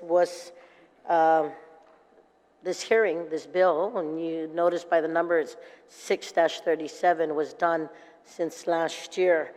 My question for Attorney Pangilinan, if I may, how many of your members have already chosen to end pre-employment testing for THC, especially for those employees who are not required by the federal government to be tested for cannabis? Madam Vice Speaker, I wish that I had that information. You know, I just know just from speaking to my colleagues on the SHRM board, and the SHRM board is mostly represented by HR managers from, we have 14 board members, and they're most of the HR managers from the kind of the larger, more well-known companies in Guam. I know that most of the time the testing is done either as an initial screening for the hiring process, or if an employee gets in an accident with a vehicle, or if there's for some reason they're suspected of drug use at work. So I don't think most employers randomly test, but I think it's only in specific instances when there's some sort of cause that gives rise to it. But I don't have any statistics because we haven't. One of the things we like to do before I even come and give testimony is we like to survey our membership, get information. We didn't conduct a survey, unfortunately, on this topic, and we could still. I mean, that may be something we may do if there's more revisions to the law, but we haven't done that. So unfortunately, I don't have the specific answer to your question. Okay, then let me try this next one. But hoping if there's any surveys that can be done or is going to be done, please don't hesitate to let us know. Okay. Like I said, we want to make sure that we have all our I's dotted and our T's crossed, but this is something that literally is going to impact the community, so we would like to get any and all possible surveys from the community. Does SHRM's national organization have any suggested language to states and territories looking to reform pre-employment testing for cannabis? If so, can they be shared with us, senators? Madam Vice Speaker, I can certainly get that information and share that with you. I don't know right now with the answer to that, but I can certainly find that out. We're in close contact with SHRM National on a regular basis, so we can get that information to you.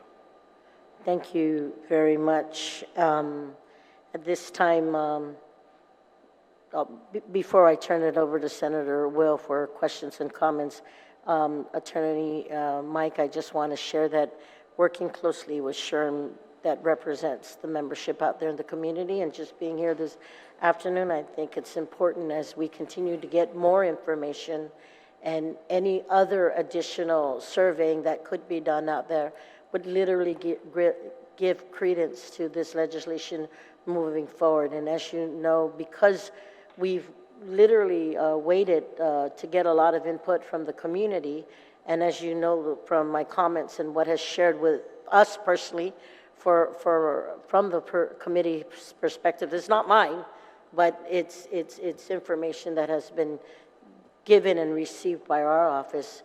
We want to say that any additional information can help facilitate this moving forward. Okay? So thank you for that in advance. Thank you, Madam Vice Speaker. And also, I just want to thank the Guam Legislature and your office for always working with us whenever we have an issue, including issues that come up on the federal side. We always appreciate the working relationship we have and how much support that you've always provided to SHRM and to all the local businesses on Guam. Thank you.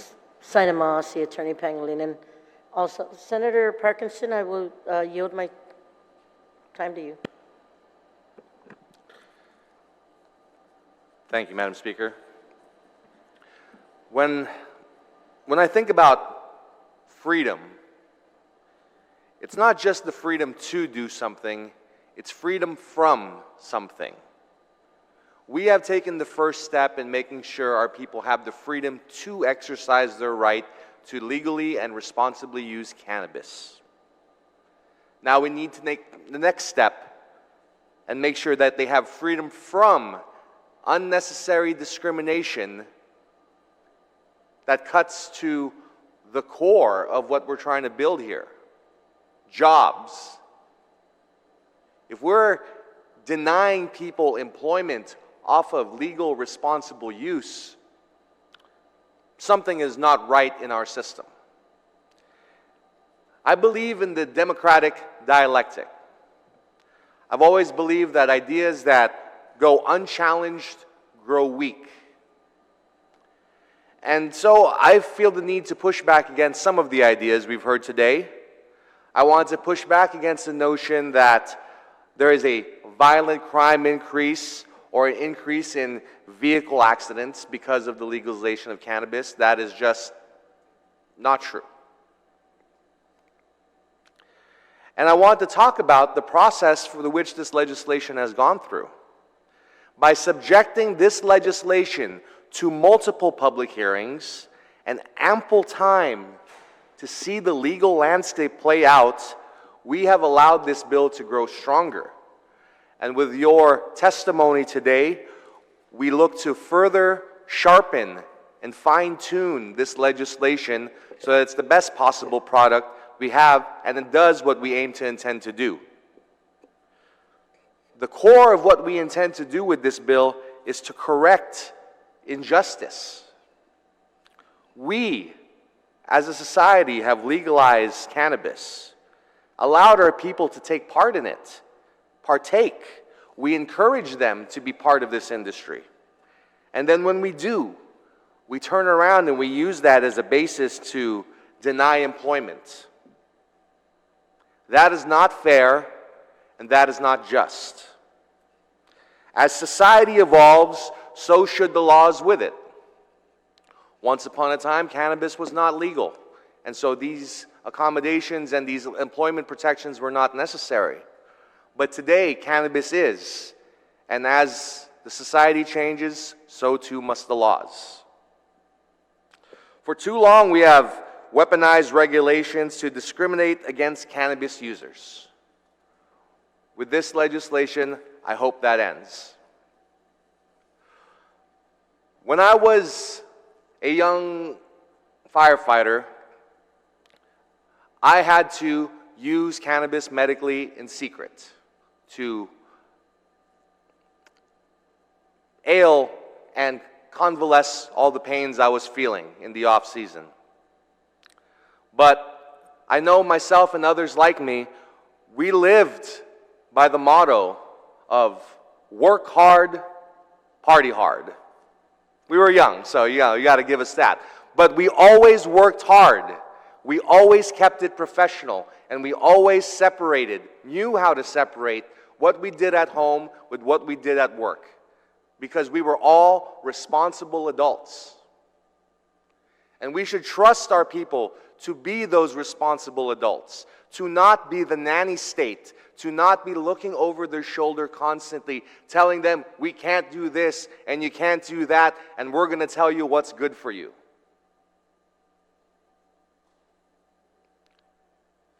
The individual gets to say what is good for them.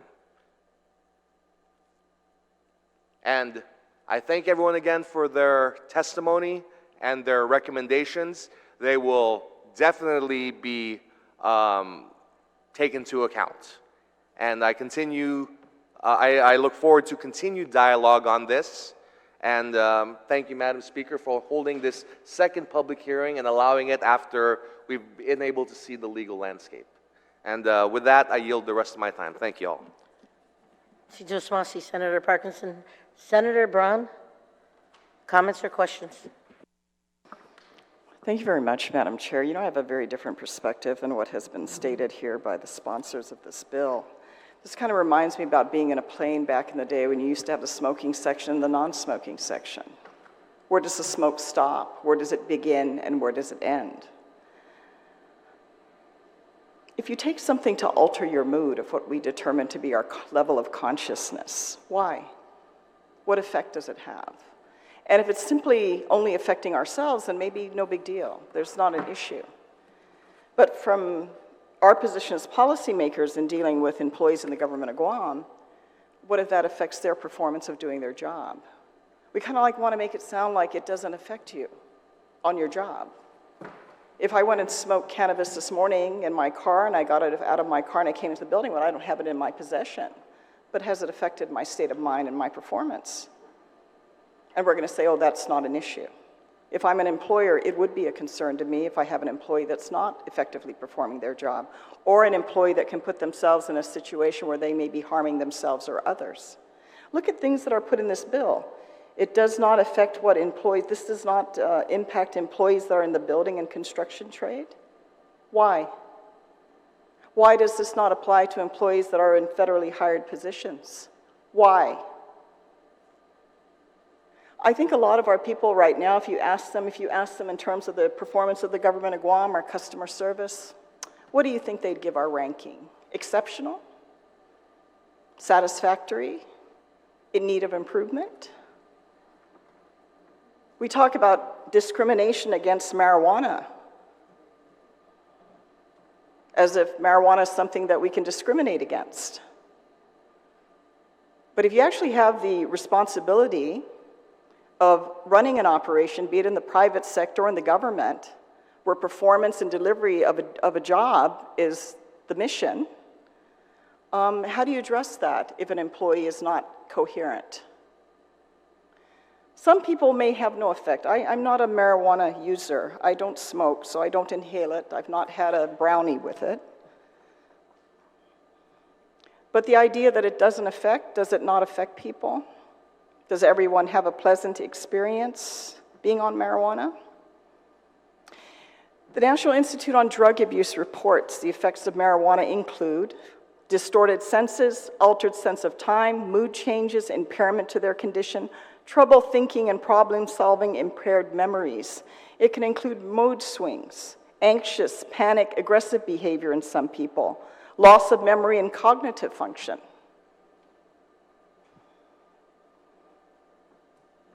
And for some over a period of time, it can actually contribute to schizophrenia and bipolar disorder, according to medical reports. So for some, it may be great. It may alleviate pain. I had a situation of an elderly relative that had just recovered or is in the process of recovering from a surgery, whose family provided this individual with an ointment that could be used on them that contained cannabis. And the response in a very short period of time was incoherence. She could speak, but not in organized sentences until the effect of this ointment wore off. And this is something I just experienced last week. So the idea somehow that what you do, and I'm all for people in the privacy of their lives, as long as it's legal and they're not harming people, that's your business behind closed doors. But if that impacts your ability to perform your job, and the only means that we have to do is only testing at the very beginning of your employment and only testing after something happens. That's what an employer is limited to. Who's the liability going to fall on if they harm themselves or others on the workplace? If it's the government of Guam, it's the taxpayers of Guam, it's the people of Guam that carry that liability. Is that something I, as a policymaker, want to add on to the list? I really have to think about that. And this whole idea that this is an evolvement of society, well, not everybody supports this. And I agree. You know, Mr. Lansang, and I don't always agree with you about a lot of things, but you're right. The voters of Guam never got to vote on this issue. It was sold to the people of Guam as for medical, medicinal purposes. And no problem, there are people that definitely need it, and this helps them. I myself have not yet had cancer, but I have immediate family who have. I have those that other types of medication don't help them. Because going through cancer treatment it's just terrible, it's ferocious. But the idea that this is all acceptable, what you do in your own space in your own time is your business, but I can only ask any of you, how do you test for cannabis? How do you test the legal limit? Because people go, well, we allow alcohol. But you can't come to work drunk, can you? If it prohibits you from performing your job or being a danger to yourself or others, it's not allowed, and it can be tested. We can determine what is the legal level that's acceptable and what is not.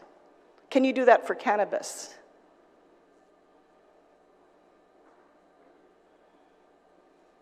So I think there's a little more involved in here than the idea that this is all acceptable and this is an evolution of our community here on Guam.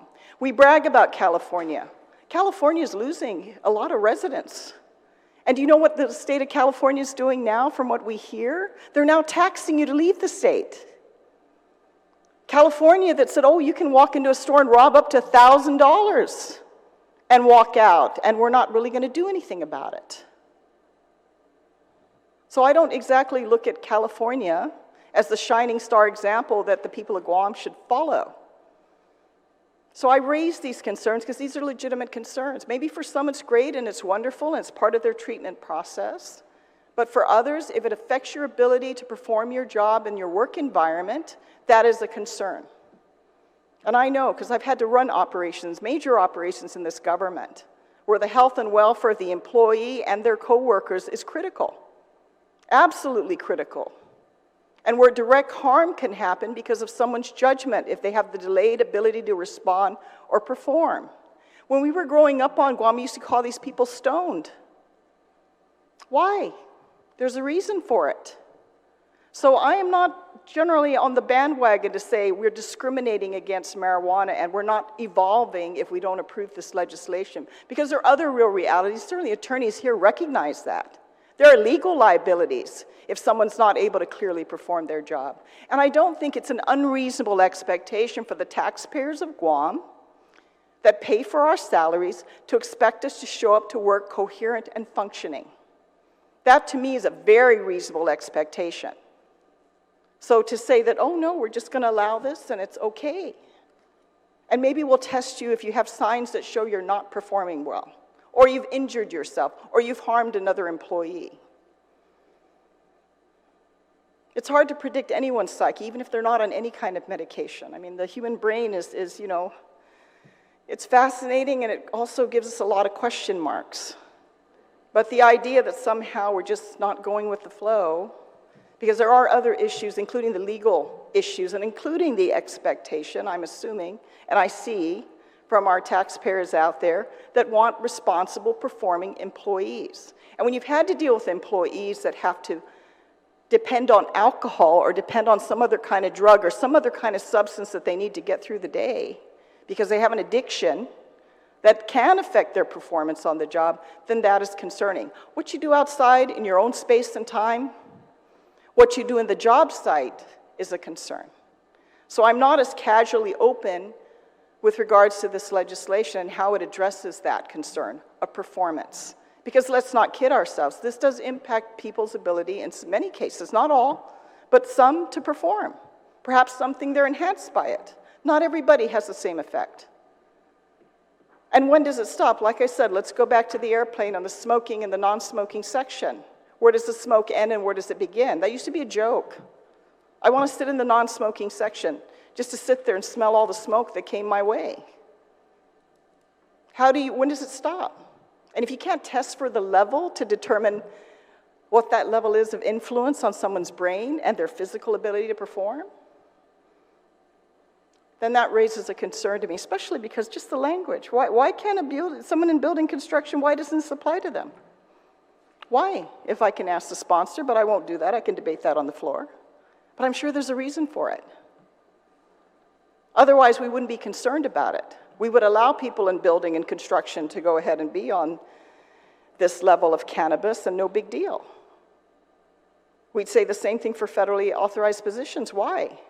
Why do we want to make sure that people are working on heavy equipment, people that are in law enforcement carrying guns, why do we want to make sure they're not on cannabis?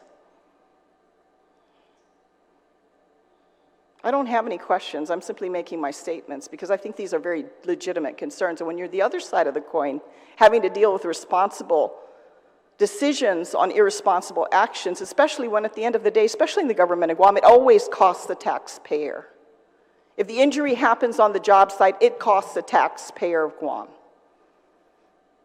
Private companies, hopefully they have insurance.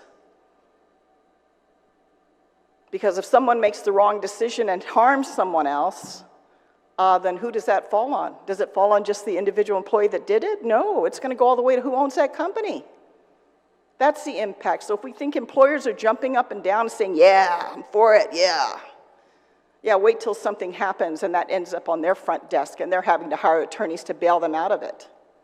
So I just think we need to look at this a little more clearly because I agree, Mr. Lingsong, and like I said, you and I don't always agree on a lot of things. I sit here and listen to you and I'm like, wow, where is he coming from? But I respect your right to have whatever testimony you want. But in this particular case, I agree with you. The people of Guam never got to vote on this.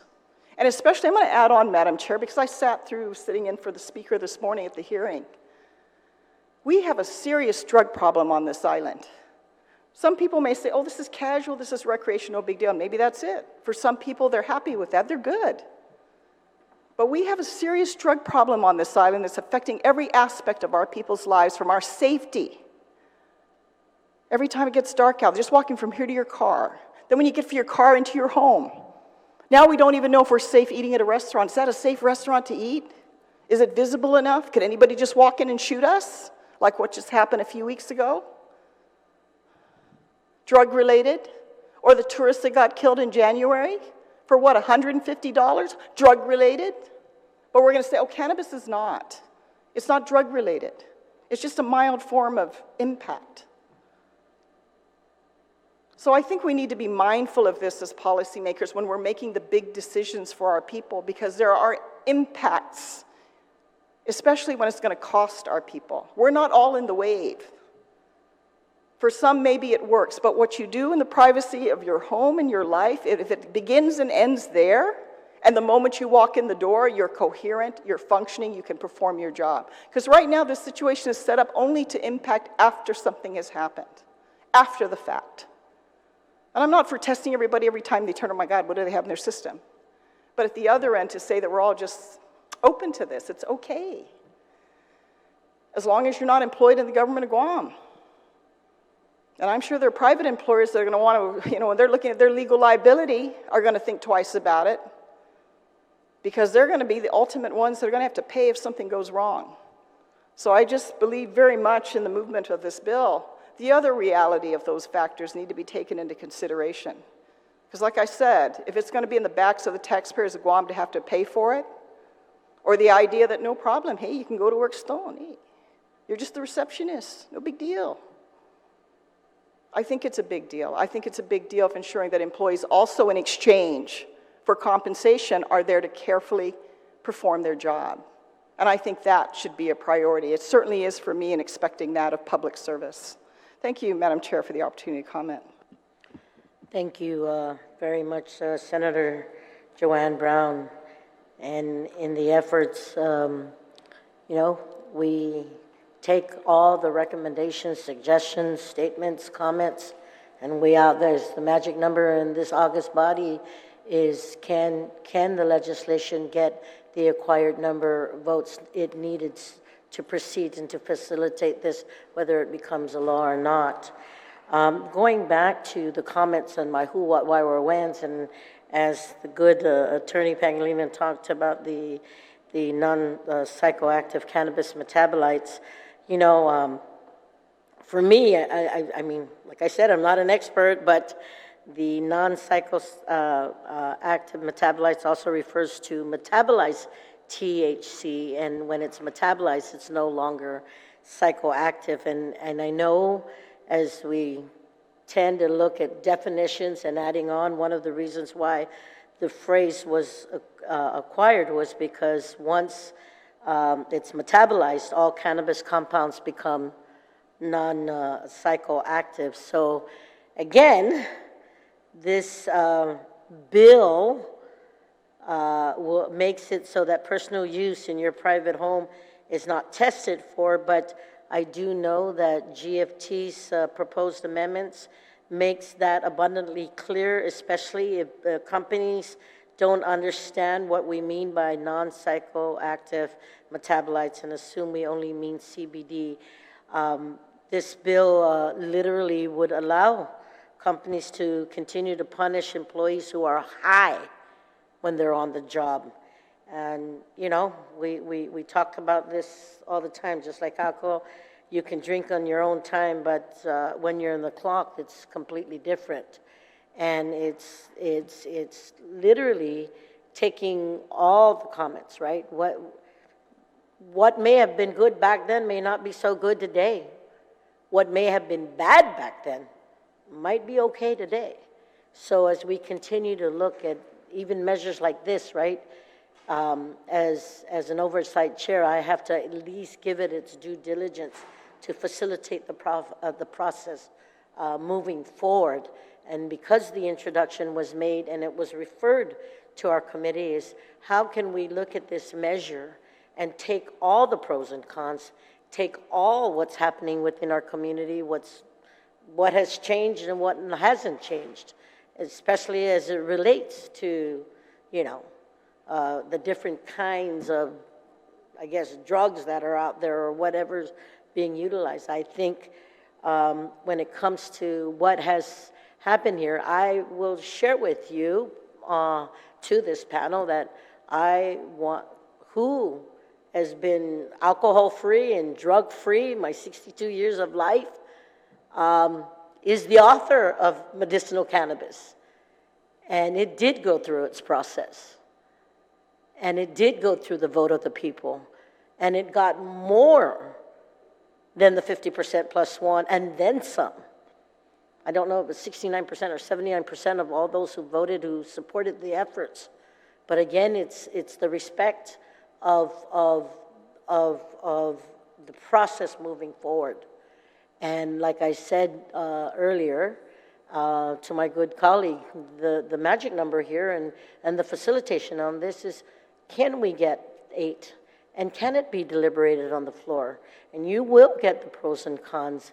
And that's the beauty of the freedoms that we have today, is being able to share a perspective, both the good and the bad, and how can we facilitate that. So in that process, this committee is continuing to get any and all information it can, not just from the community here on the island, but what is happening back in the mainland.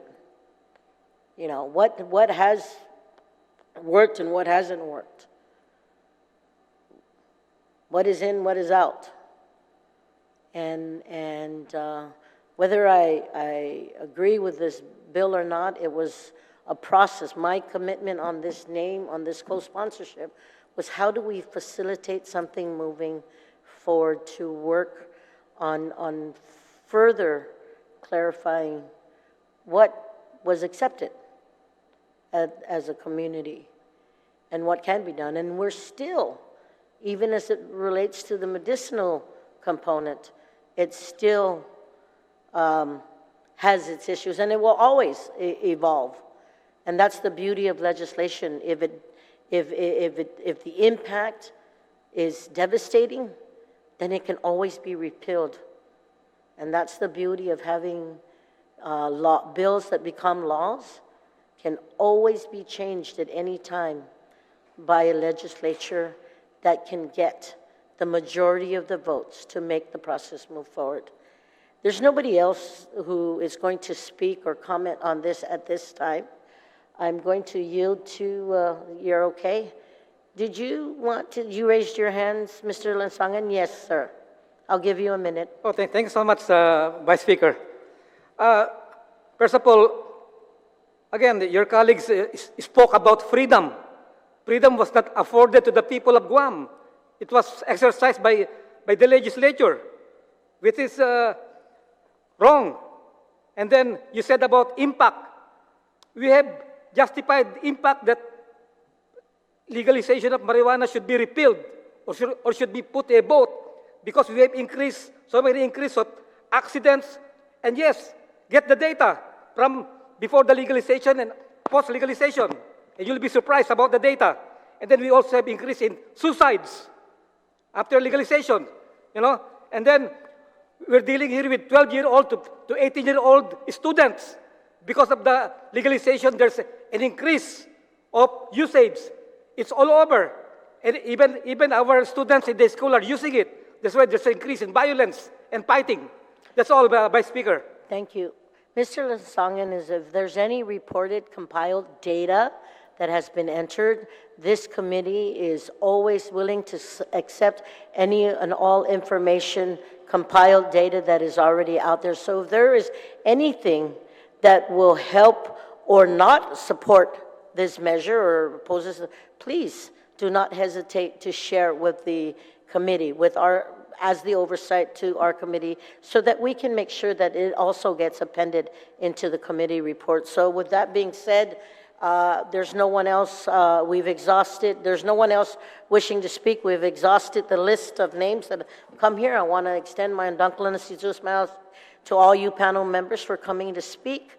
We will now call this public hearing on Bill number 6-37 COR publicly heard. And again, Sijus Masi for coming here today.